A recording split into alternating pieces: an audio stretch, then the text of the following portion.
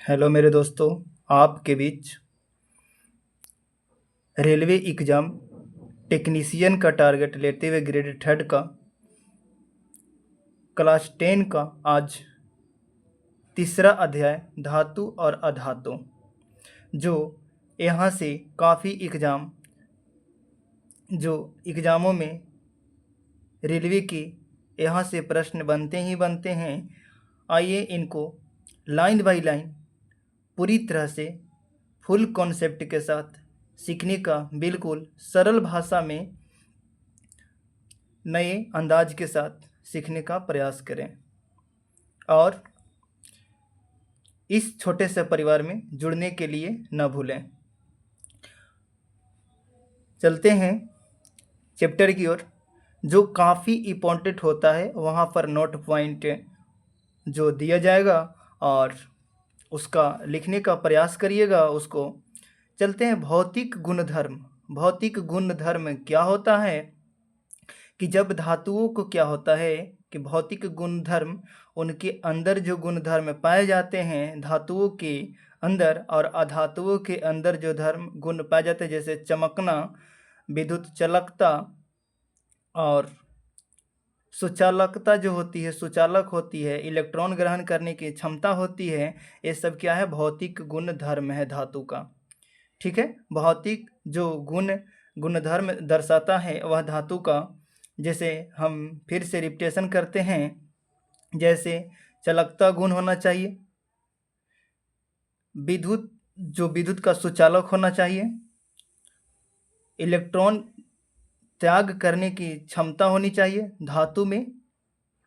जैसे में अगर बात करें धातुओं में, तो आइए उदाहरण को इसको समझने का प्रयास करते हैं। धातु में iron, copper, aluminium, magnesium, sodium और लेड, जिंक, जो आसानी से मिलने वाले धातुओं के लिए नमूने होते हैं।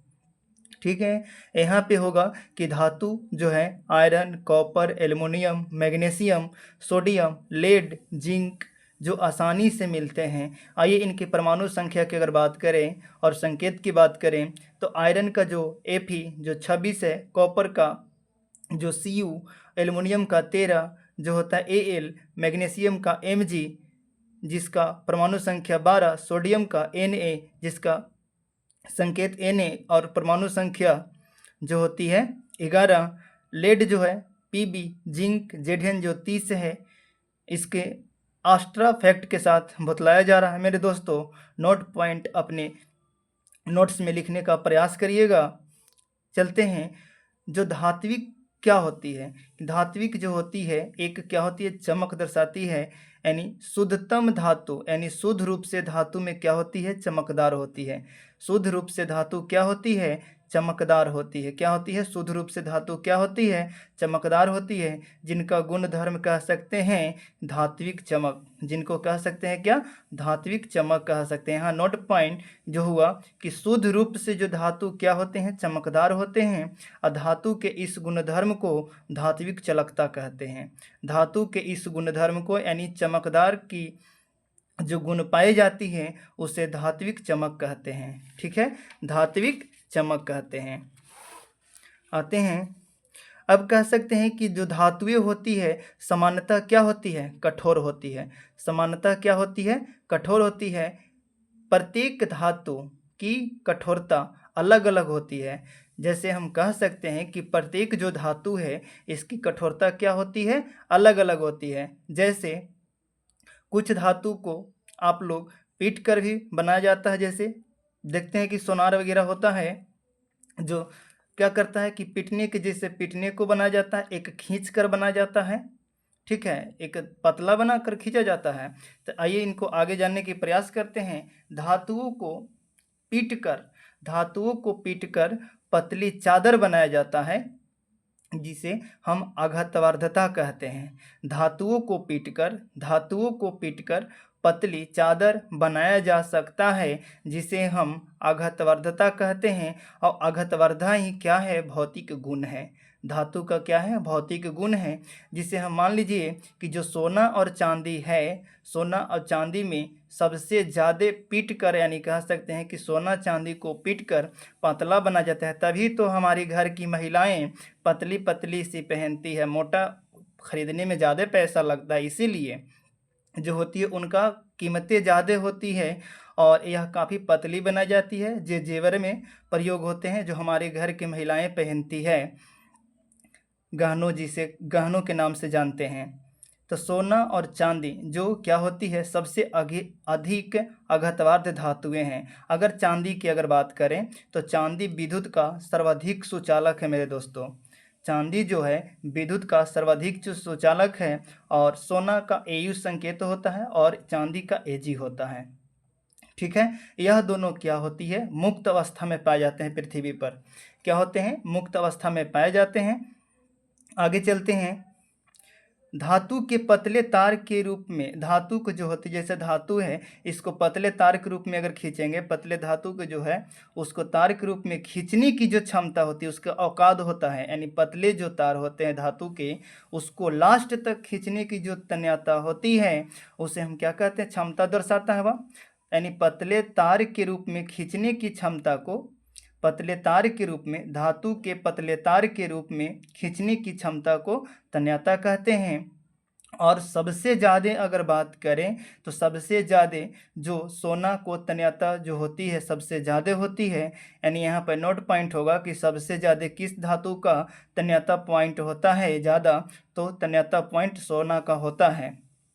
ठीक है, आप यह पूछा गया क्वेश्चन है एग्जामों में कि 1 ग्राम सोने को, 1 ग्राम सोने को, 1 ग्राम सोने को, सोने से 2 किलोमीटर तक तार लंबा बनाया जा सकता है। यानी प्रश्न आया था कि 1 ग्राम सोने को कितने किलोमीटर तक लंबा तार बनाया जा सकता है। लंबा तार यानी पतला तार बनाया जा सकता है, तो वह क्या था, सोना को 2 किलोमीटर तक बनाया जा सकता है। अघतवर्धता एवं तन्यता के कारण, अघतवर्धता एवं तन्यता के कारण धातुओं को हमारी आवश्यकता के अनुसार बांटे गए हैं। यानी जो अघतवर्धता है और तन्यता के कारण हमारी आवश्यकता के आधार पर, हमारी ज़रूरतों के आधार पर बांटा गया है, जिन्हें आप कह सकते हैं कि घरे जो खाना बनाया जाता है उस बर्तन का प्रयोग होता है, जैसे एल्युमिनियम का होता है बर्तन, और कुछ पीतल का भी होता है, जैसे त्योहारों में इसका यूज होता है। यानी बर्तन बनाने में, अब बर्तन बनाने और पकाने के लिए भी होता है। ठीक है, पहला हो गया क्या, खाना बनाने वाले उपयोग में किया जाता है बर्तनों के लिए, और एक बर्तन के निर्माण में किया जाता है। बर्तन जो होती है अलग अलग आकार के यानी होते हैं, तन्यता के आधार पर होते हैं। चलते हैं अगले पॉइंट की ओर, जो काफ़ी इम्पोर्टेंट, यह चैप्टर काफ़ी इम्पोर्टेंट होता है, इसे हर हाल में क्वेश्चन पूछे जाते हैं। धातु जो होती है ऊष्मा का सुचालक होती है। धातु क्या होती है, ऊष्मा का सुचालक होती है, तथा इनका गलनांक बहुत अधिक होता है। यानी आप कह सकते हैं कि इनका क्या होता है, गलनांक अधिक होता है। क्या होता है, गलनांक इनका अधिक होता है, गलनांक अधिक होता है। सिल्वर और कॉपर, सिल्वर और कॉपर जो है, कॉपर माने तांबा, सिल्वर यानी चांदी, कॉपर और तांबा ऊष्मा के सबसे अच्छे चालक हैं। ऊष्मा यानी हीट जो होती है ना, जैसे सिल्वर हो गया, कॉपर हो गया। कॉपर आप जानते हैं, कॉपर अनाइक्रोम जो एक तरह से होता है, तो कॉपर जो होता है ऊष्मा का क्या है, अच्छा सबसे चालक है, ऊष्मा का अच्छा चालक है, यानी हीट सबसे ज़्यादा देता है, यानी अच्छा चालक है। इसकी जो होती है तुलना में लेड और मरकरी क्या होते हैं, लेड माने शीशा, और मरकरी जो होती है Hg, जिसे विद्युत का सुचालक होता है, विद्युत का सॉरी कुचालक होता है, विद्युत का क्या होता है, कुचालक होता है। यानी हम कह सकते हैं कि जो सिल्वर तथा कॉपर ऊष्मा के सबसे अच्छे चालक हैं, और लेड मरकरी ऊष्मा के कुचालक होते हैं। क्या होते हैं, लेड मरकरी ऊष्मा के कुचालक होते हैं। लेड मरकरी ऊष्मा के कुचालक होते हैं। आप लोग देखे होंगे घरों में बिजली का जो तार होता है उस पर क्या होता है, कवर लगा होता है। कोई का लाल होता है, कोई के काला होता है, और कोई के पीला भी होता है, हरा भी होता है। यह सब अनुदिश होता है, उसके किस वैरायटी का होता है उसके कार्य के अनुसार प्रयोग किया जाता है। तो जो उस पर कवर लगाया जाता है, जो मोटा तार होता है उस पर कवर लगाया जाता है लाल या पीला हरा का या काला का, तो उसमें क्या होता है पीवीसी का होता है, जिसे पॉलीविनाइल क्लोराइड भी कहते हैं। पॉलीविनाइल क्लोराइड भी कहते हैं। यह एक लब्बड़ जैसी सामग्री होती है जिस पर परत चढ़ाई जाती है। क्या होती है? लब्बड़ जैसी, पीवीसी की जो रबड़ जैसी एक परत चढ़ाई जाती है, क्योंकि अगर नहीं चढ़ाया जाएगा तो ये क्या होगा कि तारों को सर्किट हो जाएगा, और यह धातु को जो होती है संरक्षण से भी बचाती है, जंग से भी बचाती है। अगर मान लीजिए कि जंग लगता है, कहीं पर पानी गिरता है तो वह खराब हो जाता है तार, जिसे काट कर फिर जोड़ा जाता है, और वहाँ पर क्या होता है कार्बन धर लेता है। ठीक है, तो विद्युत तारों में इसका प्रयोग होता है क्योंकि इस पर परत के रूप में पाए जाते हैं, चढ़ाए जाते हैं।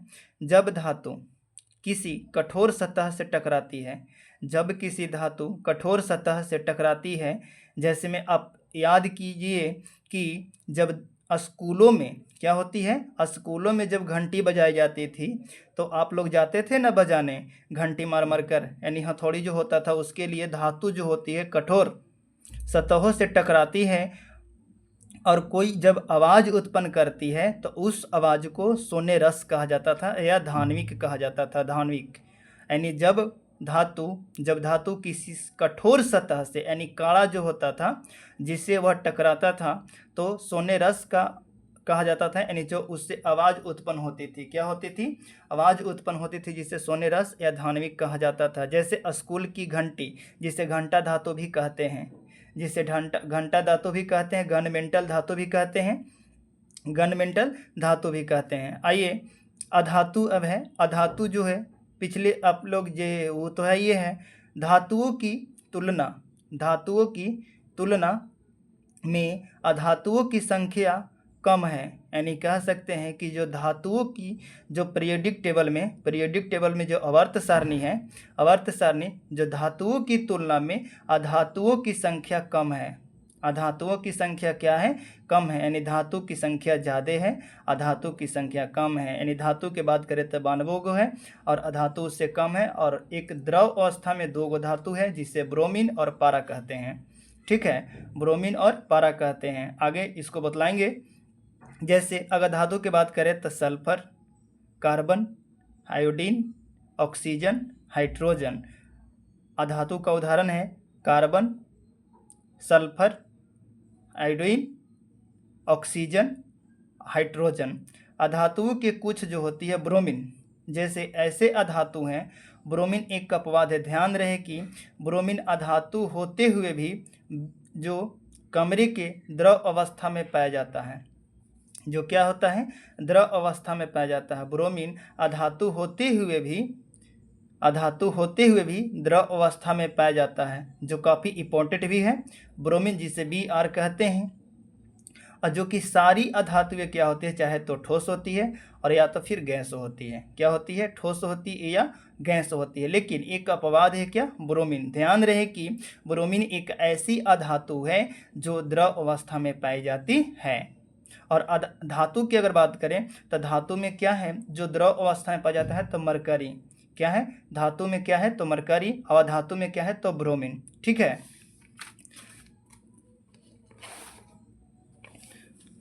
अगले की पॉइंट की चलते हैं, की पॉइंट की तरफ। मरकरी को छोड़कर क्या होता है? गुणधर्म को दर्शाया गया है धातु और अधातुओं को। तो आइए उनको जानने का प्रयास करते हैं। मरकरी को छोड़कर सारी धातुएं कमरे के ताप पर ठोस अवस्था में पाए जाते हैं। अब मरकरी जो है क्या? द्रव अवस्था में पाया जाएगा। मरकरी जो होगा द्रव अवस्था में पाया जाएगा। तो धातुओं का गलनांक बतलाए थे ना कि सबसे अधिक होता है। तो धातुओं का गलनांक सबसे पिछले जो पन्ने में बतलाए कि धातुओं का गलनांक क्या होता है? सबसे अधिक होता है। लेकिन एक जो ऐसे धातु हैं, दो ऐसे धातु हैं जैसे सीजियम और गैलियम, जो अपने हाथ पर पिघल जाते हैं। क्या होते हैं? सीजियम और गैलियम जो क्या हथेली पर पिघल जाते हैं। क्या होते हैं? हथेली पर पिघलने लगती है। इनका गलनांक बहुत कम होता है। जब कोई चीज़ का दोस्तों गलनांक कम होगा तो वह लेने पर ही क्या होगा? हाथ पर जैसे लेंगे वह क्या होगा? पिघलने लगेगा। ठीक है, और जिसका गलनांक अधिक होगा वह तो देरी से पिघलेगा ना, उसके लिए क्रिया करना पड़ेगा। तो हथेली पर पिघलने वाली जो धातु है, यानी कह सकते हैं कि हथेली पर पिघलने वाली वह धातु का नाम बताएं। तो सीजियम और गैलियम, ध्यान रखें पॉइंट को, सीजियम और गैलियम, सीजियम और गैलियम, सीजियम और गैलियम जिनका गलनांक क्या होता है, सबसे कम यानी बहुत कम होता है। इन्हें हथेली पर पिघला जा सकता है, ठीक है, रखने पर क्या होते हैं, पिघलने लगते हैं। आयोडीन ऐसी अधातु है, ध्यान रहे कि आयोडीन ऐसी अधातु है जो चमकदार होती है और रवादार भी होती है। क्या होती है, चमकदार होती है और रवादार भी होती है। अधातु जो होते हुए भी जो चमकदार होती है, चमकीला होती है और रवादार होती है। आयोडीन को प्राप्त करने की विधि जो होती है क्रिस्टलीकरण होती है, क्रिस्टलीकरण जो समुद्री से प्राप्त किया जाता है, ठीक है। और कार्बन ऐसी अधातु है जो विभिन्न रूपों में विद्यमान होती है, या हम कह सकते हैं कि कार्बन ऐसी कोई पृथ्वी पर जीव नहीं है, जंतु नहीं है, पेड़ पौधा नहीं है जिसमें कार्बन नहीं पाया जाता है। यानी हम कह सकते हैं कि कार्बन की मात्रा जो होती है कम या बेसी सभी जीव जंतुओं पेड़ पौधे में पाए जाते हैं, चाहे वह मर गया हो या जिंदा हो, सभी में कार्बन की मात्रा पाए जाते हैं। प्रतीक में अब होता है कि कार्बन की जो अन्य है अपरूप जिसे कहते हैं दूसरा रूप, तो क्या होता है, कार्बन के अपरूप 3 गो होते हैं। कई गो होते हैं, 3 गो। जो पहला है हीरा, दूसरा है ग्रेफाइट और तीसरा है फ्लोरीन। क्या है, फ्लोरीन, तीसरा फ्लोरीन है। अब करेंगे कार्बन जो होती है, कार्बन का सबसे प्रकृति का कठोर पदार्थ है, प्रकृति का सबसे कठोर पदार्थ हीरा होता है, प्रकृति का सबसे कठोर पदार्थ हीरा होता है। आप बतलाइए कि हीरा का प्रयोग कहाँ पे किया जाता है, तो कांच को काटने में किया जाता है। एक्स्ट्रा फैक्ट है, हीरा का प्रयोग कांच को काटने में प्रयोग होता है और यह सबसे प्रकृति का कठोर पदार्थ है। तब जब कठोर पदार्थ है तो इसका गलनांक और क्वथनांक क्या होगा, बहुत अधिक होगा। कठोर होगा तो गलनांक और क्वथनांक क्या होगा, अधिक होगा। क्या होगा, अधिक होगा। अगर कम रहेगा तो वह पिघलने लगेगा, और कठोर है तो क्या नहीं ना पिघलेगा। तो इसलिए इसका जो कठोर होगा उसका गलनांक और क्वथनांक क्या होगा, तो अधिक होगा। गलनांक और क्वथनांक क्या होगा, अधिक होगा। कार्बन के अपरूप हीरा जो होती है सबसे कठोर पदार्थ है, और ग्रेफाइट जो है विद्युत का सुचालक है। ग्रेफाइट पेंसिल में भी प्रयोग होता है, और बैटरी के जो ऊपरी नोक लगे होते हैं एनोड कैथोड जिसे हम जानते हैं, और उसमें और भी फंक्शन होते हैं जो बैटरी में प्रयोग इनका होता है और पेंसिल में प्रयोग होता है, और विद्युत का यह सुचालक होते हैं। ग्रेफाइट जो अधातु होते हुए भी क्षारीय धातु जो होती है कितना में, क्षारीय धातु वर्ग के 2 में होते हैं। वर्ग के कितना में होते हैं, 2 में होते हैं क्षारीय जो धातु होते हैं, ठीक है। क्षारीय धातु होता है जैसे लिथियम, सोडियम, पोटेशियम। अब लिथियम सोडियम जो क्षारीय धातु हैं, लिथियम सोडियम क्षारीय धातु हैं, इतनी मुलायम होती है कि जिसे हम चाकू से सब्जी लेखा काट सकते हैं, ठीक ना। यानी ये पूछा भी गया क्वेश्चन है रेलवे के द्वारा। क्षारीय जो धातु होती है वह कौन सी धातु है जो अत्यधिक मुलायम होती है, जिसे हम रेत कर चाकू से सब्जी की जैसा काट सकते हैं। तो वह कौन है बाबू, देखिए इधर, सोडियम पोटेशियम और लिथियम, सोडियम पोटेशियम और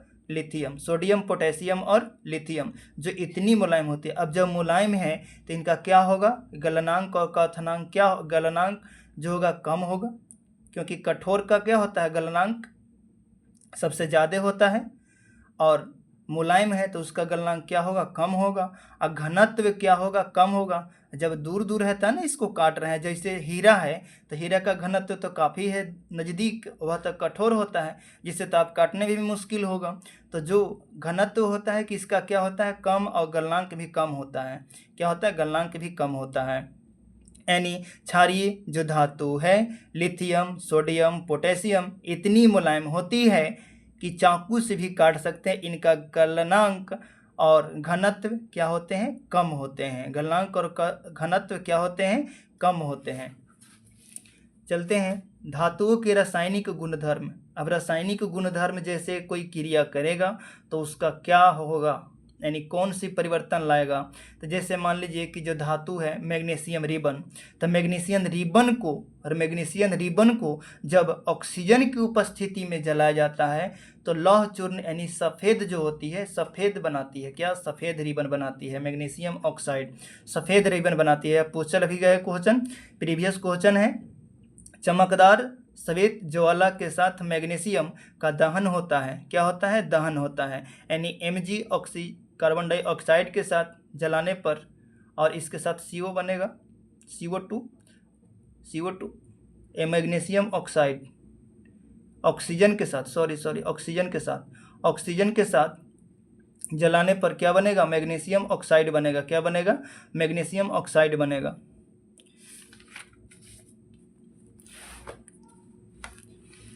अगली प्रश्न है, जब धातु ऑक्सीजन के साथ अभिक्रिया करते हैं, जब धातु मान लीजिए कि कोई धातु है, जब धातु कोई ऑक्सीजन के साथ अभिक्रिया करते हैं, क्या करते हैं? अभिक्रिया करते हैं, ऑक्सीजन के साथ अभिक्रिया करते हैं तो धातु ऑक्साइड बनाते हैं। क्या करते हैं? धातु ऑक्साइड बनाते हैं। धातु ऑक्साइड, जैसे मान लीजिए कि कैल्शियम जो है ऑक्सीजन से अभिक्रिया करके क्या बनाएगी? धातु ऑक्साइड बनाएगी। कॉपर होगा, कॉपर ऑक्साइड बनाएगा। ठीक है, कॉपर ऑक्साइड बनाएगा। धातु ऑक्सीजन से भी क्रिया कर धातु ऑक्साइड बनाएगा।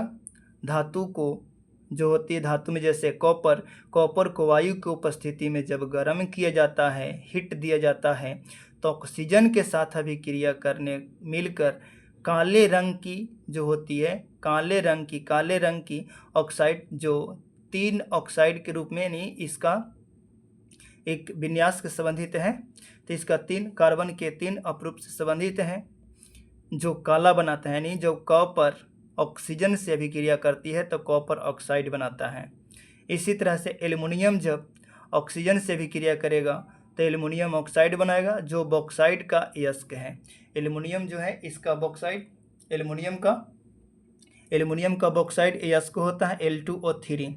ठीक है, अगर इसको समीकरण को जब रासायनिक अभिक्रिया को संतुलन करने की विधि है तो संतुलन करने में सबसे आसान जो तरीका है कि Al इधर जितना है उतना ही इधर होना चाहिए, तीर के दायां साइड, और O जितना तीर के बायां साइड है उतना ही O तीर की दायां साइड होना चाहिए। तो इनको गिन को आप संतुलन कर सकते हैं और जो एग्जामों में भी पूछा जाते हैं संतुलन को, नियम को लेकर।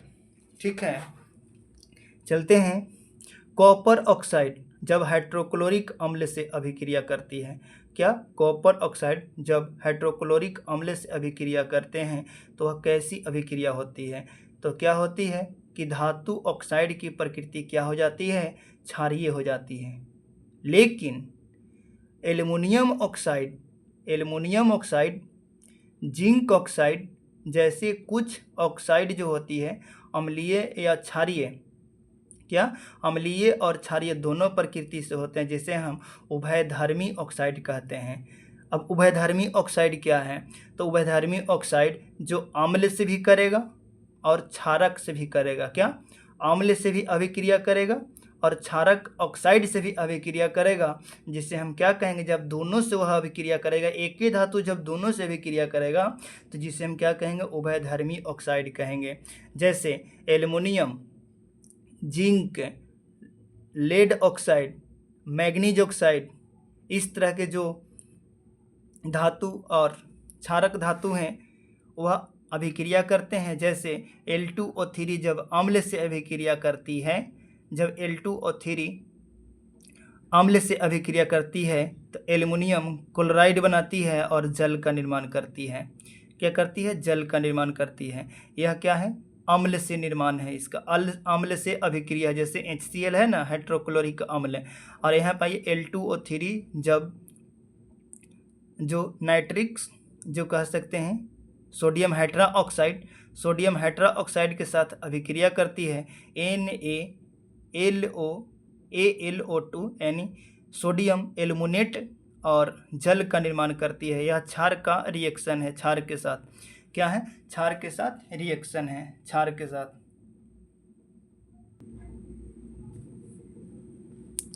अभिक्रिया धातु ऑक्साइड जल में घुलनशील है, लेकिन इसमें कुछ जल में घुलकर क्षार प्रदान करते हैं। सोडियम ऑक्साइड, पोटेशियम ऑक्साइड निम्न प्रकार के जल में घुलकर क्षार का निर्माण करते हैं। क्या करते हैं? क्षार का निर्माण करते हैं। Sodium oxide N2O, sodium oxide जल के साथ H2O के साथ अभिक्रिया कर NaOH कास्टिक सोडा का निर्माण करते हैं। क्या? इसका नाम है सोडियम हेट्राऑक्साइड। क्या है? सोडियम हेट्राऑक्साइड। जब पोटेशियम ऑक्साइड को जल के साथ अभिक्रिया कराया जाता है तो पोटेशियम हाइड्रोक्साइड का निर्माण करता है। इसको सूत्र के माध्यम से लैंग्वेज बेस क्वेश्चन आता है तो उनको समझने का प्रयास करिए मेरे दोस्तों। आते हैं अगले पॉइंट की ओर। ऑक्सीजन के साथ सभी धातुएं एक ही दर से अभिक्रिया नहीं करती है। कह रहा है कि ऑक्सीजन के साथ सभी धातुएं एक ही दर से अभिक्रिया करती है, तो नहीं, 3 कंडीशन से अभिक्रिया कर सकती है। ऑक्सीजन के साथ तेज भी कर सकती है, धीमा भी कर सकती है और सबसे कम यानी मंद गति से भी कर सकती है। जैसे अगर सोडियम पोटेशियम की बात करें तो फटाक दे पर आग पकड़ेगा। जैसे ही उसको अगर हवा में खोलेंगे ना बाबू, तो क्या करेगा? सबसे अधिक आग पकड़ेगा। यानी इतनी तेज होती है, इतनी तेज होती है कि इसका कोई कल्पना भी नहीं कर सकता है। यह सबसे फास्ट जलता है। क्या करता है? सबसे फास्ट, यानी इतनी तेजी से अभिक्रिया करती है कि इसमें ऊष्माक्षेपी के रूप से जाना जाता है। क्या करते हैं? ऊष्माक्षेपी, जिसमें ऊष्मा निकलने लगता है। जलने के बाद क्या होता है? ऊष्मा निकलने लगता है। यानी हम कह सकते हैं कि ऑक्सीजन के साथ जो पोटेशियम और सोडियम है ना, यह सबसे तेजी अभिक्रिया करता है। अगर इसको खुला में छोड़ दें तो हो सकता है कि आग भी पकड़ ले। क्या होता है? इसलिए इसको कृष्ण तेल में डुबा कर रखा जाता है। क्या होता है? कृष्ण तेल में आग से बचने के लिए ही, सुरक्षित रखने के लिए ही, आग में से बचने के लिए कृष्ण तेल में डुबा कर रखा जाता है। ठीक है, काफ़ी इंपॉर्टेंट भी क्वेश्चन है कि जो ऊष्माक्षेपी की तरह कार्य करती है, यानी ऑक्सीजन के आते ही संपर्क में क्या करती? आग पकड़ लेती है और आग से बचने के लिए इसे कृष्ण तेल में डुबा कर रखा जाता है। ठीक है, आशा करते हैं कि सभी पॉइंट समझ में आ रहे होंगे और कुछ अगर दिक्कत होता है तो कमेंट बॉक्स में बतलाने का प्रयास करिएगा, जिसे हम और कंटेंट के साथ प्रोवाइड कराएंगे। ठीक है, एनसीईआरटी के अलावे सामान्य ताप पर मैग्नीशियम, एल्युमिनियम, जिंक, लेड। सामान्य ताप पर मैग्नीशियम, एल्युमिनियम, जिंक, लेड जैसे धातु सतह पर ऑक्साइड की परत जमाती है। यानी कह सकते हैं कि जो मैग्नीशियम है ना, तो उसके परत जम जाती है। क्या होती है? ऑक्साइड में जब अभिक्रिया ऑक्सीजन से अभिक्रिया करती है तो उस पर परत का लेप चढ़ जाता है। जैसे देखते हैं ना कि एल्युमिनियम जो तार होता है उस पर अगर ज़्यादा दिन हो गया तो उस पर कार्बन धर लेता है, तो कार्बन को छिड़काने के लिए उसको रगड़ते हैं। जिंक भी है, शीशा भी है, तो क्या होता है? जब ज़्यादा वह अभी ज़्यादा दिन का हो गया ना, तो क्या होता है? एक धुंधला तरह का होता है, उस पर फुट फुट की तरह होता है। लेड जो शीशा घर वाला देखते हैं कि अंधरा जाता है, जिसे कहता है ठेठ भाषा में कि शीशा अंधरा गया, जिसमें चेहरा नहीं लौकता है। चलते हैं। लेड धातुओं की सतह पर ऑक्साइड की परत चढ़ जाती है। ऑक्साइड की परत धातु को पुनः ऑक्सीकृत से सुरक्षित रखती है। ऑक्सीकृत करके क्या करती है? ऑक्सीकरण से सुरक्षित रखती है। गर्म करने पर आयतन का दहन तो नहीं होता, लेकिन जब बर्न के जलावा में लौह चूर्ण डालते हैं तो वह तेजी से अभिक्रिया करती है। यानी ये कह रहा है कि जब गर्म करते हैं तो आयरन का दहन नहीं होता है। जैसे में लोहार भी जाइएगा तो वह कुछ डालता है तो ज़्यादा लहरता है ना। लोहार भी क्या करता है कि वह ज़्यादा क्या करता है कि कुछ गर्म करते समय कुछ डालता है तो वह क्या करता है? आग को ज़्यादा लहराता है, और आग को जब ज़्यादा लहराएगा तो वह पिघलने लगता है, अपनी आकार के खोने लगता है, और इसी तरह से उसका आकार लोहार बदल देता है। ठीक है, वही बात बोल रहा है। लेकिन उसका बर्न जलावा लौह चूर्ण में कुछ डालने से क्या करता है? तेज़ी से अभिक्रिया करने लगती है। यानी कॉपर का दहन नहीं होता है। कॉपर जलता ही नहीं है क्योंकि वह धातु न है, तो जलेगा नहीं। लेकिन गर्म धातु पर कॉपर ऑक्साइड की काले परत चढ़ जाती है। जब गर्म होगा यानी जलेगा तो उस पर क्या होगा, काले परत चढ़ जाएगा। काले क्या होगा, परत चढ़ जाएगा, काले परत चढ़ जाएगा। सिल्वर और गोल्ड जैसे चांदी, सोना अत्यंत अधिक ताप पर भी ऑक्सीजन के साथ अभिक्रिया नहीं करती है। यानी हम कह सकते हैं कि ऑक्सीजन के साथ धातुओं को निम्न प्रकार से अभिक्रिया होती है। जैसे देखें पोटेशियम और सोडियम जो काफ़ी तेज अभिक्रिया किए, ठीक है। और मैग्नीशियम, एल्युमिनियम, जिंक और लेड जो धातुओं की सतह पर परत के रूप में जम गया, और जो कॉपर था उस पर जलने के बाद क्या हो गया कि उस पर काले रंग की परत चढ़ गई। और जो सिल्वर यानी चांदी और सोना था जिस पर ऑक्सीजन का कोई प्रभाव नहीं पड़ा, क्या होगा, ऑक्सीजन का कोई प्रभाव नहीं पड़ा था। 3 कंडीशन हुआ ना, एक अधिक ताप, एक नॉर्मल ताप, एक शून्य ताप पर भी कोई प्रभाव नहीं पड़ा। अत्यधिक ज़्यादा दिए तभी पर कोई प्रभाव नहीं पड़ा। और चलते हैं नेक्स्ट टॉपिक जो है अगले कंटेंट, एनोडनीकरण। एनोडनीकरण एल्युमिनियम की परत ऑक्साइड की परत बनने की प्रक्रिया है। यानी एनोडनीकरण जो विधि है, एनोडनीकरण जो प्रक्रिया है, एल्युमिनियम पर मोटी ऑक्साइड की परत बनने की प्रक्रिया है। वायु के जब संपर्क में आता है, वायु के संपर्क में आने पर एल्युमिनियम ऑक्साइड की परत का निर्माण होता है। यानी जब एल्युमिनियम है ना, ऑक्सीजन के साथ अभिक्रिया कर एल्युमिनियम ऑक्साइड का परत जमाता है, परत का निर्माण करता है। एल्युमिनियम ऑक्साइड की परत जिसे संरक्षण से बचाती है। जब एल्युमिनियम जो होती है ऑक्साइड की परत पर इसे क्या करती है, संरक्षण से बचाती है। जो एल्युमिनियम की परत पर ऑक्साइड की परत चढ़ती है तो वह खराब होने से बचती है। इस परत को मोटा करके इसे संरक्षण से अधिक सुरक्षित किया जाता है। एनोडीकरण के लिए एल्युमिनियम की एक साफ वस्तु की एनोड बनाकर तनु सल्फ्यूरिक अम्ल के साथ इसका विद्युत अपघटन किया जाता है। अब विद्युत अपघटन क्रिया क्या है, जब विद्युत अपघटन किया जाएगा यानी कह सकता है, यह कह रहा है कि एल्युमिनियम को एक साफ एनोड को बनाकर सल्फ्यूरिक अम्ल यानी H2SO4 के साथ अभिक्रिया कराई जाती है तो विद्युत अपघटन से प्राप्त होता है। एनोड उत्सर्जित ऑक्सीजन गैस एल्युमिनियम के साथ अभिक्रिया करके ऑक्साइड की एक परत मोटी बनाएगी। यानी जो एल्युमिनियम है ऑक्साइड से अभिक्रिया कर एल्युमिनियम ऑक्साइड की एक मोटी परत बनाएगी जो संरक्षण से बचाती है। क्या करती है, संरक्षण से बचाती है। और रंगाई एल्युमिनियम के कारण आकर्षक वस्तुओं को बनाई जाती है।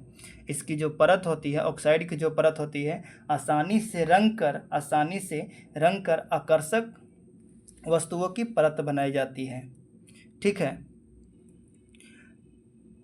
सोडियम सबसे अधिक अभिक्रियाशील है। क्या से अभिक्रियाशील है, तो ऑक्सीजन से। और एक धातु था पोटेशियम, क्या था, पोटेशियम। मैग्नीशियम धीमी से अभिक्रिया करती है।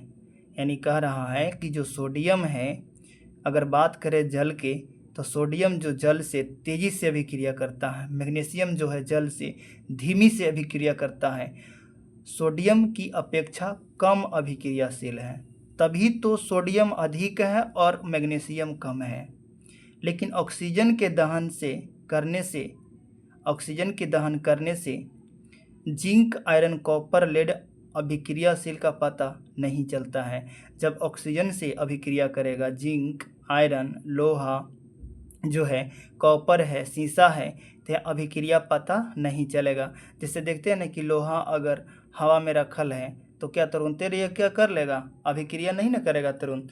तो यही होता है कि जब अभिक्रिया नहीं करता है। शीशा होता है तो हवा में भी देखते हैं कि वही होता, ज़्यादा दिन रहेगा ना तब वह खराब होगा, अगर ये है तो खराब उतना नहीं होता है तुरंत। वही बोल रहा है। यानी कह रहा है कि जिंक, आयरन, कॉपर, लेड जो अभिक्रिया नहीं कर पाता है, यानी नहीं पता चलता है, इसका अभिक्रिया करता है तो पता नहीं चलता है। कह रहा है धातु जल के साथ अभिक्रिया करती है तो क्या होता है। तो ये धातु जो जल से अभिक्रिया करती है, यहाँ से क्वेश्चन काफ़ी इम्पोर्टेंट भी है और बिल्कुल आसान भाषा में समझाने का प्रयास करेंगे। जैसे जल के साथ अभिक्रिया करके धातुएं हाइड्रोजन गैस और ऑक्साइड का निर्माण करते हैं। क्या करते हैं? हाइड्रोजन गैस और ऑक्साइड का निर्माण करते हैं। जल के साथ अभिक्रिया करके धातुएं जल के साथ अभिक्रिया करके हाइड्रोजन गैस और धातु ऑक्साइड उत्पन्न करती है। धातु ऑक्साइड जल में घुलनशील है। जल में घुलकर धातु हाइड्रा ऑक्साइड बनाती है, लेकिन सभी धातुएं जल के साथ अभिक्रिया नहीं करती है। सभी धातुएं जल के साथ अभिक्रिया नहीं करती है। ध्यान रहे कि सभी धातुएं जल के साथ अभिक्रिया नहीं करती है। जो जल के साथ अभिक्रिया करती है धातु, तो हाइड्रोजन गैस और धातु ऑक्साइड बनाती है। जब धातु जल से अभिक्रिया करती है तो धातु ऑक्साइड जो बनाती है, क्या बनाती है? धातु ऑक्साइड और हाइड्रोजन गैस बाहर निकालती है। क्या करती है? हाइड्रोजन गैस बाहर निकालती है। यानी यह बोल रहा है कि जब धातु जल से अभिक्रिया करता है तो धातु ऑक्साइड बनाता है। क्या करता है? धातु ऑक्साइड बनाता है और क्या करता है? हाइड्रोजन गैस को बाहर निकलता है। हाइड्रोजन गैस को बाहर निकलता है। क्या करता है? हाइड्रोजन गैस को बाहर निकलता है। हाइड्रोजन गैस को बाहर निकलता है।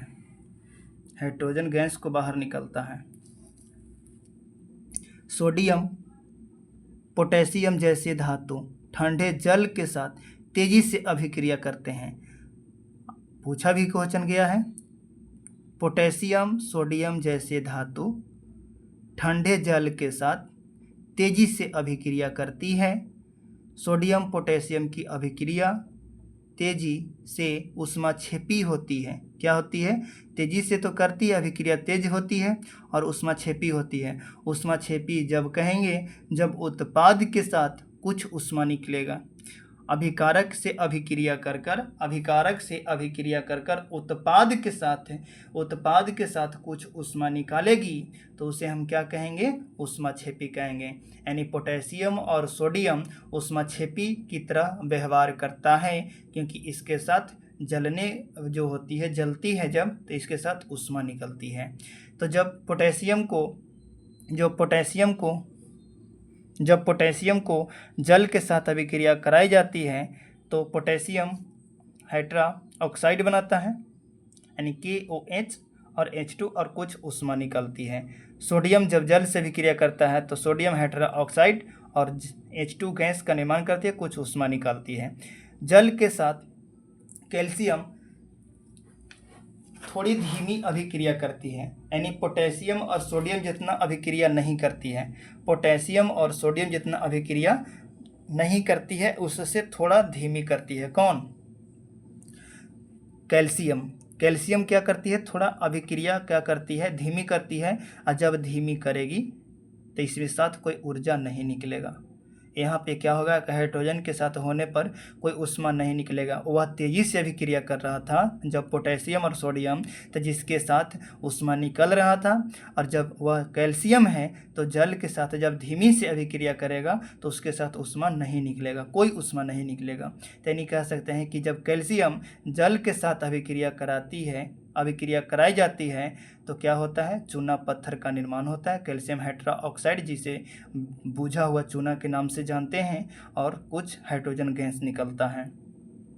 क्योंकि जो होती है उत्पन्न हाइड्रोजन गैस के बुलबुले कैल्शियम धातु क्या होती है? सतह पर चिपक जाते हैं। यानी कह रहा है कि जो उत्पन्न हाइड्रोजन गैस हैं, जो कैल्शियम जो धातु है, कैल्शियम धातु, उस पर क्या होती है? बुलबुले बनकर चिपक जाते हैं। क्या करते हैं?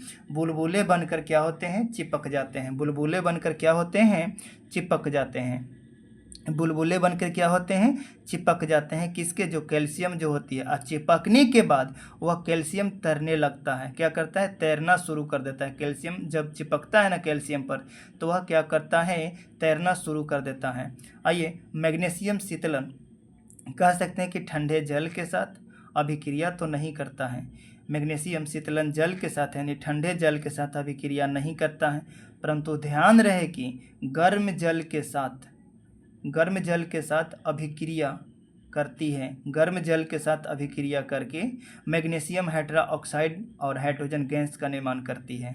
क्या करती है? हाइड्रोजन गैस का निर्माण करती है। इसमें भी हाइड्रोजन की बुलबुले निकलते हैं, हाइड्रोजन गैस के बुलबुले निकलते हैं जो मैग्नीशियम के धातु पर चिपक जाते हैं, और यह भी क्या करता है? यह भी तैरना प्रारंभ कर देता है। यानी पहला जो था कि जल से अधिक अभिक्रियाशील हैं तो पोटेशियम और सोडियम। कैल्शियम जो है जल से कम अभिक्रियाशील है, जिसके साथ कोई ऊष्मा नहीं निकलती है। और जो मैग्नीशियम है शीतलन जल के साथ अभिक्रिया तो नहीं करती है, लेकिन वह गर्म जल के साथ अभिक्रिया करती है, और उसके जो मैग्नीशियम होती है, मैग्नीशियम हाइड्रोक्साइड बनाती है, और हाइड्रोजन गैस जो बुलबुले बनकर मैग्नीशियम की धातु की सतह पर चिपक जाते हैं, और चिपकने के बाद वो क्या करते हैं? तैरना प्रारंभ करते हैं। तो तैरने की जो क्रिया है वह दो गो में आया, एक कैल्शियम में और एक मैग्नीशियम में। ध्यान रखिएगा, फिर रिपीटेशन इसको करेंगे।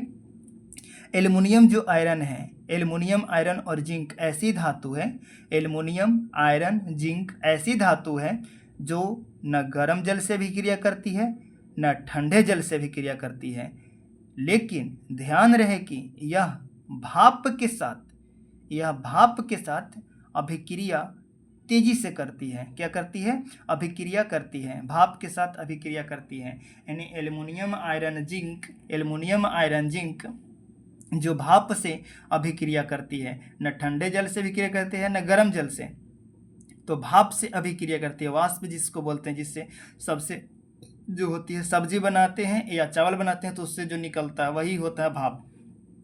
ठीक है, अभिक्रिया करता है। तो क्या करेगा? एल्युमिनियम जब अभिक्रिया करेगा ऑक्सीजन से, जल से अभिक्रिया करेगा, जल नहीं वाष्प से अभिक्रिया करेगा, भाप से अभिक्रिया करेगा, तो एल्युमिनियम ऑक्साइड का निर्माण करेगा, हाइड्रोजन गैस का निर्माण करेगा। लोहा जो है जब भाप से अभिक्रिया करेगा तो Fe3O4 का निर्माण करेगा और H2 गैस का निर्माण करेगा।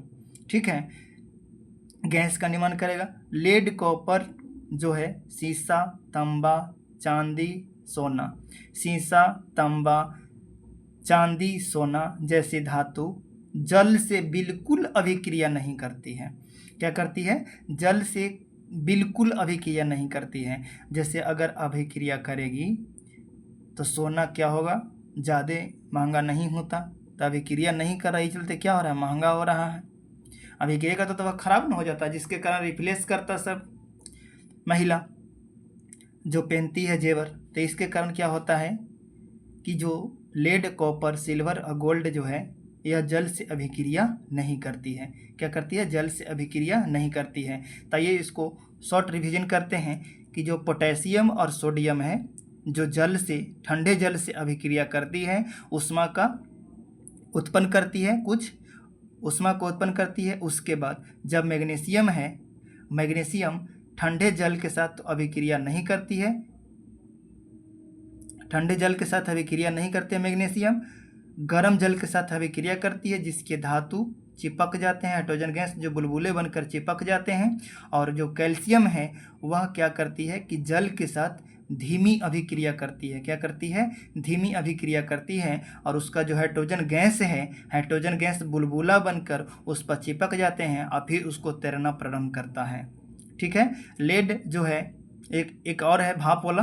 तो एल्युमिनियम आयरन और जिंक जो होती है न गर्म जल से न ठंडा जल से, केवल क्या करती है? भाप से अभिक्रिया करती है। क्या? भाप से अभिक्रिया करती है और हाइड्रोजन गैस मुक्त करती है, यानी प्रदान करती है। लेड जो कॉपर जिंक है, लेड कॉपर जिंक नहीं, लेड कॉपर सिल्वर और गोल्ड, लेड यानी सीसा तांबा चांदी सोना जो तत्व हैं यह जल से अभिक्रिया नहीं करते हैं। क्या करते हैं? जल से अभिक्रिया नहीं करते हैं, जल से अभिक्रिया नहीं करते हैं। अगला जो पॉइंट है, धातु जब अम्ल के साथ अभिक्रिया करते हैं तो कौन सी तत्व यानी कौन सी प्रक्रिया में निर्माण होती है? जब धातु अम्ल के साथ अभिक्रिया करती है, तनु और एक सांद्र होता है। तनु मने थोड़ा सा, सांद्र मने ज़्यादा गड्ढा होता है। तनु मने पतला होता है। तनु मने क्या होता है? पतला होता है। जब धातु तनु अम्ल के साथ अभिक्रिया करती है तो लवण और जल का निर्माण करती है। यहाँ से भी बनता है प्रश्न कि जब धातु अम्ल से अभिक्रिया करती है तो क्या बनाती है? तो लवण और जल का निर्माण करती है। क्या करती है? लवण और जल का निर्माण करती है। लवण और जल का निर्माण करती है। तनु हाइड्रोक्लोरिक अम्ल के साथ मैग्नीशियम, एल्युमिनियम, जिंक, आयरन अभिक्रिया की करते हैं। इसको समीकरण लिखना है कि जब हाइड्रोक्लोरिक अम्ल मैग्नीशियम के साथ, एल्युमिनियम के साथ, जिंक के साथ और आयरन के साथ अभिक्रिया करती है, जब नाइट्रिक अम्ल के साथ अभिक्रिया करती है तो हाइड्रोजन गैस उत्सर्जित करती है? तो नहीं, हाइड्रोजन गैस उत्सर्जित नहीं करती है, क्योंकि जो नाइट्रिक अम्ल NH3 एक प्रबल ऑक्सीकारक है। NH3 एक क्या है? प्रबल ऑक्सीकारक होता है जो उत्पन्न H2 ऑक्सीकृत करके जल में परिवर्तित कर देता है। यानी इसके कारण जो जल में परिवर्तित करता है, इसके कारण H2 गैस नहीं निकलता है, क्योंकि अमोनिया जो है नाइट्रिक अम्ल जो है एक प्रबल ऑक्सीकारक है। क्या है? प्रबल ऑक्सीकारक है जो हाइड्रोजन गैस से अभिक्रिया करके जल का निर्माण करता है या परिवर्तित करता है, और एवं स्वयं नाइट्रोजन के किसी ऑक्साइड नाइट्रोजन के किसी ऑक्साइड के साथ, जैसे N2O, नाइट्रोजन NO और नाइट्रोजन डाइऑक्साइड के साथ अभिक्रिया अपचयित हो जाता है। अपचयित क्या होता है? अपचयित में ऑक्सीजन क्या होता है? ऑक्सीजन का बढ़ना और हाइड्रोजन का घटना, हाइड्रोजन का घटना और ऑक्सीजन का बढ़ना अपचयित होता है। लेकिन मैग्नीशियम एवं मैग्नीज तनु जो होती है NH3 नाइट्रिक अम्ल यानी तनु के साथ अभिक्रिया करके क्या करती है? H2 गैस का निर्माण करती है। यहाँ से नोट पॉइंट है कि मैग्नीशियम जब धातु जो है और मैग्नीज जो धातु है अभिक्रिया करके हाइड्रोजन गैस बनाती है, लेकिन प्रबल ऑक्सीकारक नाइट्रिक अम्ल के साथ जो हाइड्रोजन गैस का निर्माण नहीं करती है। हाइड्रोजन गैस का निर्माण क्यों नहीं करती है? क्योंकि वह H2 गैस के साथ जल का ऑक्सीकृत करती है, जल का निर्माण करते, जल में परिवर्तित करते ऑक्सीकृत कर। इसीलिए नाइट्रोजन के किसी ऑक्साइड के साथ अभिक्रिया में अपचयित होती है। ठीक है, अभिक्रिया की बात करें तो इसको अगला पॉइंट में समझाएंगे। एक्वारेजिया जो है, देखिए एक्वारेजिया काफ़ी इंपॉर्टेंट है। एक्वारेजिया को रोयल जो होती है, रोयल जल की, जिसे लैटिन शब्द शुद्धतम रूप होता है, जिसे रोयल जल जो कहा जाता है। किनको? एक्वारेजिया को। रोयल जल कौन सी भाषा है? तो लैटिन है। ठीक है, 3:1 होता है, जिसमें सांद्र HCl 3 होता है और नाइट्रिक अम्ल NH3 क्या होता है? 1 होता है, जिसे अम्लराज के नाम से जाना जाता है, जे ताज़ा मिश्रण के नाम से जाना जाता है। ठीक है, ताज़ा मिश्रण के नाम से जाना जाता है। सैड हाइड्रोक्लोरिक अम्ल तथा शांत नाइट्रिक अम्ल को ताज़ा मिश्रण है। यह गोल्ड को गला देता है, यानी सोना को क्या करता है? गला देता है। जबकि दोनों में से, ध्यान रहे कि अगर दोनों में से यानी नाइट्रिक अम्ल और हाइड्रोक्लोरिक अम्ल अगर दोनों में से कोई एक गो है तो वह अभिक्रिया नहीं करेगा, कोई को नहीं गलाएगा। ठीक है, कोई को नहीं गलाएगा। अगर दोनों साथ है तो वह गलाएगा, अगर साथ नहीं है तो वह नहीं गलाएगा। ठीक है, यह कहने का प्रयास कर रहा है। जब दोनों में से किसी अम्ल में अकेला यह क्षमता नहीं होती है, यानी दोनों में से किसी एक में क्षमता नहीं होती है, जब दोनों रहेगा तभी क्षमता है। एक्वारेजिया भभकता हुआ द्रव है, खौलता हुआ द्रव है, इसका प्रबल संक्षारक है। क्या है? यह प्रबल संक्षारक है। क्या है? प्रबल संक्षारक है। क्या है? प्रबल संक्षारक है। क्या है?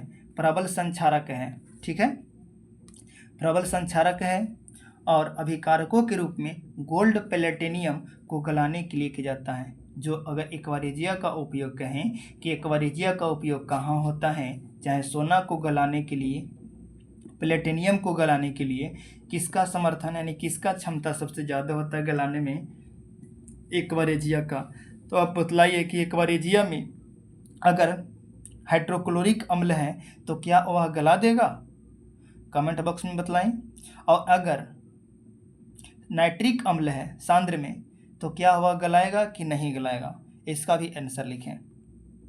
अब अगर दोनों है तो वह क्या करेगा, ठीक है। तो एक्वारेजिया नाइट्रिक अम्ल का कोई क्षमता नहीं होती है। एक्वारेजिया अगर है तो एक्वारेजिया प्लेटिनियम और सोना को क्या करेगा, गलाएगा, गलाने में समर्थन होगा, ठीक है। नाइट्रिक अम्ल जिसे 3:1 NaHO3 और HCl का अनुपात जो होती है, HCl और नाइट्रिक अम्ल जो दोनों में सांद्र होती है, जो एक्वारेजिया एक भभकता हुआ द्रव है जो गलाने के रूप में संचरित होती है सोना और प्लेटिनियम को, सोना और प्लेटिनियम को गलाने में क्या होती है, सक्षम होती है। एक अभिक्रियाशील की अगर बात करें कि कौन सी अभिक्रियाशील कम है और कौन सी अभिक्रियाशील यौगिक जो सबसे ज़्यादा गलित अवस्था में विस्थापित करती है, ठीक है। सबसे अधिक और सबसे कम, तो ऑक्सीजन, जल और अम्ल के साथ विभिन्न धातुओं से अभिक्रियाशील की जांच है, लेकिन सभी धातुओं की अभिकारक के साथ अभिक्रिया नहीं करती है, इसलिए सभी धातुओं के नमूना अवरोही क्रम में नहीं कर सके रख सके। अध्याय 1 में विस्थापन अभिक्रिया के अध्याय किया। वह धातु अभिक्रिया के उत्तम प्रमाण प्रस्तुत करता है। इसे समझना बहुत ही आसान है। सरल भाषा में ए जो धातु बी धातु उसमें विलयन विस्थापित करता है, यानी जो है ए जो धातु है बी में विस्थापित करता है और बी वाला ए जोड़ करता है, यानी कहता है कि जो ए धातु है और बी जो लवण धातु है तो ए वाला जो जाएगा बी लवण के साथ अभिक्रिया करेगा और बी को अलग कर देगा, ठीक है। बी को क्या कर देगा, अलग कर देगा। यानी कह सकते हैं कि कॉपर और आयरन की जो होती है अभिक्रिया। अब आइए इनको याद करने के लिए एक शॉर्टकट बतलाते हैं और एकदम बिल्कुल आसान भाषा में याद भी हो जाएंगे, ठीक है। बिल्कुल आसान भाषा में, इनमें कोई एक बार से 2 बार देखने पर ही याद हो जाएगा, बिल्कुल आसान भाषा में, ठीक है। दम अपने से दम अपना लैंग्वेज में बनाए हैं और आपके लिए भी कुछ यादगार भी हो जाएगा। जो आप चाहते हैं जिनको, उनके ही पर बनाया गया है धरकर, यानी कह सकते हैं कह न का मांग माल जी, कहना का माल जी, कहना का माल जी, माल जी, फीस फीस है क्या, फीस है क्या, फीस है क्या, है क्या, मरकरी चांदी, चांदी सोना। यानी कह सकते हैं कि कहना का माल जी, कहना का माल जी, फीस है क्या, फीस है क्या, मरकरी चांदी सोना का, ठीक है। कह से हो गया कह यानी पोटेशियम, न से हो गया न यानी सोडियम, का से कैल्शियम, म से मैग्नीशियम, मैग्नीशियम और एल्युमिनियम यानी एल से, जी से हो गया जिंक और फीस हो गया एफ ई फीस और स से यानी फिश यानी सीसा पीबी, ह से हो गया हाइड्रोजन, के यू यानी क्या, मरकरी यानी एच जी आप जानते हैं, चांदी यानी ए जी और सोना यानी ए यू। याद हो गया बिल्कुल आसान भाषा में।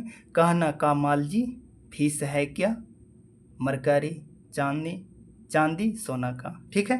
बिल्कुल उम्मीद करते हैं कि आप लोग का समझ में आया होगा और बिल्कुल आसान भाषा में समझाने का प्रयास किए हैं, जो आपको काफ़ी हद तक आसान हो जाएगा याद करने में, क्योंकि यहाँ से प्रश्न अक्सर बनते हैं और यह अभिक्रिया में भी कार्य होता है। फिर से इसको रिपीटेशन करते हैं। कहना का माल जी, कहना का माल जी, फीस है क्या, मरकरी चांदी सोना का, मरकरी चांदी सोना का, ठीक है। तब potassium, sodium, calcium, magnesium, aluminium, zinc, लोहा जिसे एफी के नाम से, फेरस के नाम से जानते हैं, सीसा, हाइड्रोजन, कॉपर, मरकरी, चांदी और सोना, ठीक है। उम्मीद करते हैं कि आपको भी यह याद हो गया होगा फॉर्मेट। बिल्कुल आसान भाषा में जो आप लोग रटने का प्रयास ना करें, 1 से 2 बार याद करके लिख लें, और काफ़ी यह इम्पोर्टेंट भी है। धातु एवं अधातुएं कैसी अभिक्रिया करती है? धातुएं एवं अधातुएं कैसी अभिक्रिया करती हैं? आइए इनका पॉइंट जानने का प्रयास करते हैं। उत्कृष्ट गैस हो एवं कुछ धातुओं तथा अधातुओं के इलेक्ट्रॉनिक विन्यास पर ध्यान दीजिए। यानी इलेक्ट्रॉनिक विन्यास, जैसे आप बात करिए सोडियम, जो सोडियम का कितना होता है 11, तो सोडियम का जब 11 होता है तो इसको इलेक्ट्रॉनिक विन्यास तोड़िएगा 2, 8 और 1, 2, 8 और कितना 1 होता है, 2, 8 और 1। जो सोडियम का इलेक्ट्रॉनिक विन्यास, सोडियम का परमाणु संख्या 11 होता है, 11 के अनुदिश में तोड़ा जाता है, जिसमें कक्षा की अगर बात करें, ऑर्बिटल की अगर बात करें, तो ऑर्बिटल जो संख्या मान लीजिए कि जो संख्या है, जिसमें संख्या अगर गोल है ये, तो इसमें क्या होता है कि प्रोटॉन और न्यूट्रॉन होता है। क्या होता है? प्रोटॉन और न्यूट्रॉन जो केंद्रक में होता है, क्या होता है, और इसके जो चारों ओर इलेक्ट्रॉन घूमते हैं, क्या करते हैं, इलेक्ट्रॉन जो घूमते रहते हैं। अगर बात करें नाभिक में, तो नाभिक जो होती है एक द्रव्यमान के रूप में जाना जाता है। क्या होता है? Pn। क्या होता है? Pn, जिसे जेड के नाम से जानते हैं। परमाणु द्रव्यमान प्रोटॉन प्लस न्यूट्रॉन की संख्या के बराबर होती है। न्यूट्रॉन की संख्या इलेक्ट्रॉन जो होती है यह प्रोटॉन के बराबर होता है, ठीक है, यानी P + N द्रव्यमान संख्या, परमाणु द्रव्यमान संख्या जिसे कहते हैं। अब आइए अष्टक जो जानते हैं, अष्टक कि सोडियम के परमाणु के बाह्यतम में केवल 1 इलेक्ट्रॉन होता है। अभी बतलाएं 2, 8, 1, जो 1 इलेक्ट्रॉन अपना त्याग कर सकता है। यह अस्थाई जो अष्टक बनाने के लिए वह अपना त्याग भी कर सकता है और ग्रहण कर सकता है। तो ग्रहण करने की क्षमता 2 या 3 से ज़्यादा नहीं होती है, और मैक्सिमम 4 होती है। 4 दे भी सकता है, 4 ले भी सकता है, जैसे कार्बन जो होती है यह अस्थाई यानी त्याग कर सकता है। परमाणु के नाभिक में 11 प्रोटॉन, जिसमें इलेक्ट्रॉन की संख्या कितना 10, और न्यूट्रॉन की संख्या 1 है। न्यूट्रॉन की संख्या कितना है?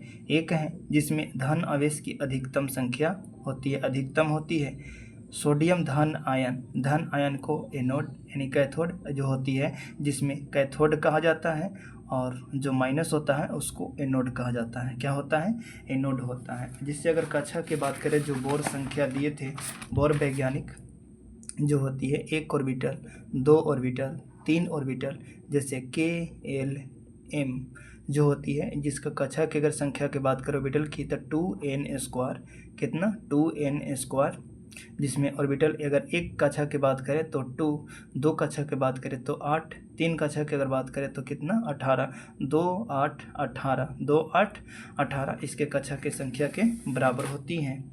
KLM नाभिक में आप ध्यान रखिएगा कि नाभिक में प्रोटॉन और न्यूट्रॉन होते हैं। नाभिक में प्रोटॉन और क्या होते हैं? न्यूट्रॉन होते हैं। प्रोटॉन और न्यूट्रॉन होते हैं। जैसे कैल्शियम की अगर बात करें, तो कैल्शियम की जो परमाणु संख्या होती है वह क्या होती है? 17 होती है।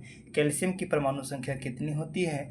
तो 17 होती है। जब कैल्शियम की परमाणु संख्या 17 होती है तो इसमें इलेक्ट्रॉन ग्रहण करने की क्षमता, आइए इनको जानने का प्रयास करते हैं। जैसे इलेक्ट्रॉन की संख्या कितना है? इसमें 17 है, तो इसको अगर त्याग कितना होगा? तो 2 पहले होगा, फिर 8 होगा, और फिर कितना होगा? 7 होगा। यानी यह इससे क्या होता है कि अष्टक पूरा करने के लिए, 8 को पूरा करने के लिए इसको कितना चाहिए? तो 1 चाहिए। 8 पूरा करने के लिए इसको कितना चाहिए? तो 1 चाहिए। यानी 1 जो होगा माइनस में होगा। क्या होगा? माइनस में होगा। यानी इलेक्ट्रॉन ग्रहण करने की क्षमता, जिसकी संयोजकता 1 होती है। क्या होती है? संयोजकता 1। यानी इलेक्ट्रॉन अगर त्याग करती है तो धनात्मक, और जो ग्रहण करती है वह ऋणात्मक होता है। ठीक है, ऋणात्मक होता है। अष्टक पूरा करने के लिए जितने, अगर मान लीजिए कि 7 हैं, तो अंतिम कक्षा में अगर 7 हैं तो इस ऑर्बिटल को प्राप्त अष्टक पूरा करने के लिए एक और ज़रूरत होता है, जिसे हम इलेक्ट्रॉनिक विन्यास के रूप में संचित यानी पूर्ण रूप से समझा जाएगा। जो एक ग्रहण करेगा वही क्लोरीन का क्या होगा? संयोजकता होगा। ठीक है, संयोजकता होगा। यानी इसी में बोला गया है कि सोडियम क्लोरीन यानी क्लोरीन के बाह्यतम कक्षा में 7 इलेक्ट्रॉन होते हैं। अष्टक पूरा करने के लिए 1 इलेक्ट्रॉन की आवश्यकता होती है।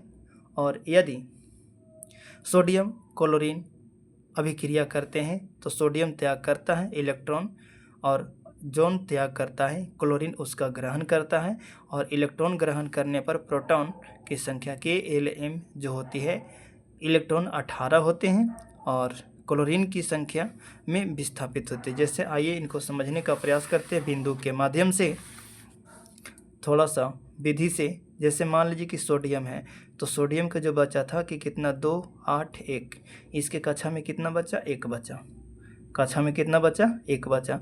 अगर क्लोरीन के बात करें तो क्लोरीन में कितना था कि 2 8 7 यानी 7 इसका चाहिए, कितना चाहिए 7 चाहिए। यानी कह सकते हैं कि 1 2 3 4 5 6 और कितना चाहिए 1 7, यानी इसी में जोड़ दीजिए। यानी इसको अष्टक पूरा करने के लिए कितना चाहिए 8 को चाहिए। इसको अष्टक पूरा करने के लिए कितना चाहिए 8 चाहिए। कितना चाहिए 8 चाहिए। कितना चाहिए 8 चाहिए अष्टक पूरा करने के लिए। ठीक है, ये अष्टक पूरा कर लेगा, यानी कह सकते हैं कि NaCl यानी लवण बना लेगा। ठीक है, अब आते हैं उत्कृष्ट गैस क्या होती है। उत्कृष्ट गैसों की जो संयोजकता होती है वह 0 होती है। क्या होती है, जो 18 वर्ग की जो संख्या है, 18 आधुनिक वर्त सारणी में 18 वर्ग की जो संख्या है, वो जो 18 वर्ग की संख्या को उत्कृष्ट निष्क्रिय गैस के रूप में जाना जाता है। जैसे हेलन कब्र से फरहार, हेलन कब्र से फरहार। जैसे हेलन helium, neon, argon, krypton, xenon, radon क्या होती है, यह सब की निष्क्रिय गैस होती है, उत्कृष्ट गैस होती है। उत्कृष्ट जिसकी 0 वर्ग भी बोला जाता है। क्या 0 वर्ग भी बोला जाता है। 0 वर्ग इसकी जो अष्टक होते हैं परिपूर्ण होते हैं। अष्टक इसमें खाली नहीं होते हैं, क्या होते हैं परिपूर्ण होते हैं, 0 होते हैं। इनकी संयोजकता क्या होती है 0 होती है। अगर धातु की बात करें तो धातु में होती है एक सोडियम, तो सोडियम आप बतलाइए कि ऊष्माक्षेपी होती है ना, ऊष्माक्षेपी अभिक्रिया करती है ठंडे जल के साथ। मैग्नीशियम भी जो करती है कौन, गर्म जल के साथ क्या करती है, गर्म जल के साथ अभिक्रिया करती है। एल्युमिनियम जो है भाप के साथ अभिक्रिया करती है, और पोटेशियम जो है ठंडे जल के साथ अभिक्रिया करती है। रिवाइज करने का प्रयास करिएगा। और कैल्शियम जो है जल से अभिक्रिया थोड़ी धीमी करती है, और इसका जो हाइड्रोजन गैस जो होती है बुलबुला बनकर इस पर चिपक जाते हैं, और इसको क्या करता है तैरना प्रारंभ कर देता है। ठीक है, अगर परमाणु संख्या की बात करें सोडियम का 11 होगा, सोडियम का कितना होगा 11, मैग्नीशियम का कितना 12, एल्युमिनियम का कितना 13, पोटेशियम की कितना होगा परमाणु संख्या, कैल्शियम के 20, पोटेशियम के 15, सल्फर के 16, पोटेशियम के 19, कैल्शियम के 20, पोटेशियम के 19 होगा, और सल्फर के 16। जैसे मान लीजिए कि सोडियम से अगर मान लिए तो सोडियम के 11, मैग्नीशियम के 12, एल्युमिनियम के 13, सिलिकॉन के 14, सल्फर के 16, फास्फोरस के 15, सिलिकॉन के 16, क्लोरीन के 17, आर्गन के 18 और पोटेशियम के 19 और कैल्शियम के 20। अधातु की अगर बात करें, अधातु तो नाइट्रोजन जो होती है इसमें पूछा जाता है कि यह कौन सा एटॉमिक बनाती है। क्या होती है, कौन सा एटॉमिक बनाती है, तो यह क्या करती है कि द्विपरमाणिक है। क्या है, इसका 3 गो डबल बॉन्ड होता है। क्या 3 गो क्या होती है, 3 डबल बॉन्ड के साथ जुड़ती है, यानी त्रिक जो होती है। ये ग्रुप डी की एग्जाम में पूछा गया है। ऑक्सीजन जो होती है अकेले नहीं होती, O2 लिखा जाता है, जिसे डाई एटॉमिक है। क्या है, डाई परमाणुक यानी द्विपरमाणिक है। फ्लोरीन जो एकल परमाणुक है, सबसे ज़्यादा विद्युत ऋणात्मकता वाला है। सबसे अगर ज़्यादा की बात करें कि विद्युत ऋणात्मकता वाला तत्व कौन है, तो क्या होगा, अधातु में फ्लोरीन होगा। फास्फोरस को P, अब फास्फोरस जो होती है P2 जो लाल होती है, P4 पीला होती है। क्या होती है, P2 जो लाल होती है, P4 क्या होती है, पीला होती है। P4 को चतुर्थ जो होती है चतुर्थ फलकीय कहा जाता है, आकार के रूप में कहा जाए, और द्विपरमाणिक होता है एक। क्या होता है, द्विपरमाणिक, जो एक पीला होता है सफ़ेद, जो P4 होता है क्या होता है सफ़ेद होता है। सल्फर जो बहुपरमाणुक है। जो पूछा भी गया है कि सल्फर जो है कैसा परमाणुक है, तो बहुपरमाणुक, जिसका रिंग की तरह होता है। क्या होता है? रिंग की तरह होता है इसका। क्लोरीन जो है इसका 17 है, जो एक इलेक्ट्रॉन ग्रहण करने की क्षमता इसे ऋणात्मक बनाती है। ठीक है, इसको क्या करती है? ऋणात्मक बनाती है। विपरीत आवेश होने के कारण सोडियम क्लोराइड आयरन परस्पर आकर्षित होते हैं तथा मजबूत स्थिर वैद्युत बल में बांधकर सोडियम क्लोराइड के रूप में उपस्थित होते हैं। ध्यान योग्य देने बात है कि सोडियम क्लोराइड अणु के रूप में नहीं पाया जाता है। ध्यान दीजिए कि सोडियम क्लोराइड अणु के रूप में नहीं पाया जाता है, बल्कि विपरीत आयनों का समुच्चय होता है। क्या होता है? विपरीत आयनों का, यानी इलेक्ट्रॉन जो होती है,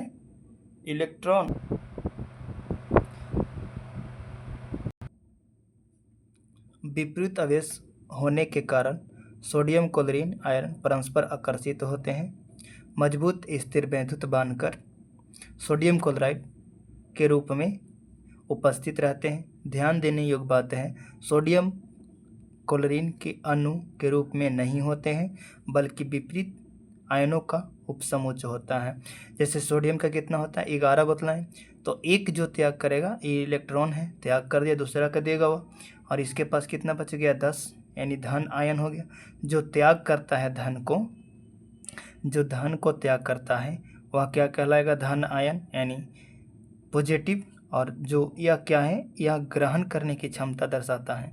क्या होता है? ग्रहण करने की क्षमता। इसके पास कितना है? 7 ना है लास्ट में, तो इसको एक चाहिए ना, एक चाहिए इसको ग्रहण करने के लिए, तब ना यह 8 होगा।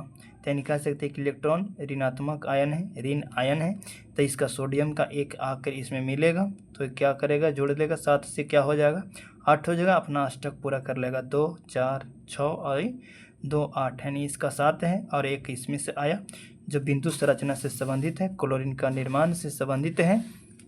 ठीक है, इसी तरह से मैग्नीशियम की अगर बात करें, जो मैग्नीशियम होती है, मैग्नीशियम क्या होती है कि जब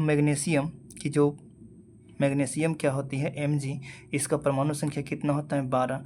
इलेक्ट्रॉनिक विन्यास का करें तो 2 8 और कितना होता है? 2, यानी इसको ग्रहण करने की क्षमता नहीं, त्याग करने की क्षमता कितना है? 2 है, क्योंकि ग्रहण करने की क्षमता इसको कितना चाहिए? 6 चाहिए, जो कोई देगा नहीं। तो क्या करेगा? जब कोई नहीं देगा तो ये अपने आप को खुद क्या कर देगा? त्याग कर देगा, यानी धन आयन बनाएगा। क्या करेगा? धन आयन। और क्लोरीन को देगा, क्लोरीन को क्या करेगा? देगा 2 इलेक्ट्रॉन। तो ये देखिए, ये जब मैग्नीशियम है, और मैग्नीशियम की जो क्या है? 2 परमाणु संख्या, यह त्याग करेगी और क्या करेगी? 2 त्याग करेगी, तो यहाँ पे लिखा है ना 2, और इसमें 10 और 2 कितना? 12, तो मैग्नीशियम धनात्मक। और कैल्शियम की जो फिर 17 है, तो यानी 7, इसमें क्या होगा? 2 8 7 यानी 17, तो एक ग्रहण करने की क्षमता है। क्या है? एक ग्रहण करने की क्षमता। तो आइए इनको मिलाकर क्या होता है कि जब मैग्नीशियम, इसमें 2 गो है ना, MgCl2 होता है, यानी जब मैग्नीशियम, कह सकते हैं कि जब मैग्नीशियम Cl2 के साथ अभिक्रिया करती है तो MgCl2 बनाती है। क्या करती है? MgCl2 बनाती है। MgCl2 यही जो अभिक्रिया, जैसे मान लीजिए कि इसको कितना है? 1 और इसका कितना है? 2, तो यह अभिक्रिया करेगा तिरछा, यानी Mg1 और Cl2 कितना? 2, तो 1 नहीं लिखाता है, तो ये कह सकते हैं कि MgCl2, यानी Mg कितना है? तो 2 गो Cl2 के बीच में है। Mg जो है Cl2 के कितना है? बीच में है। 2 गो होता है, एगो यहाँ और एगो यहाँ। इसमें कितना है? 7 गो इसमें भी है, 7 गो इसमें भी है, और 7 गो इसमें भी है, 7 गो इसमें भी है। देख लीजिएगा गिन के, 7 गो, 2 4 6 और 1 7, और इसका एक इधर है और एक इधर, 2 गो, तो इसका जो देगा क्या को? 8 गो हो जाएगा, और इसको 1 देगा तो कितना हो जाएगा? 8 हो जाएगा, यानी दोनों के क्या करेगा? पूरा कर लेगा।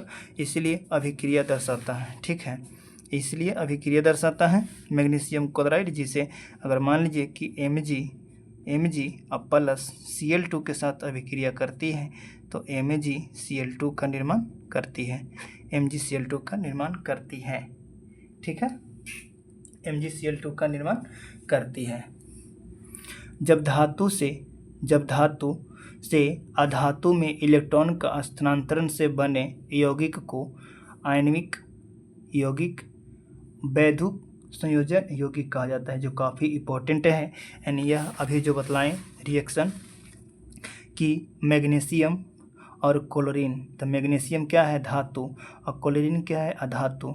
जब दोनों को मिलाकर अभिक्रिया कराई जाती है, जब दोनों को मिलाकर अभिक्रिया, तो वैधुत स्थित कहा जाता है, आयनिक यौगिक कहा जाता है। क्या कहा जाता है, आयनिक यौगिक। जैसे सोडियम था, सोडियम धातु है, और क्लोरीन क्या है, अधातु है। जब दोनों को अभिक्रिया कराते हैं तो NaCl का निर्माण होता है ना।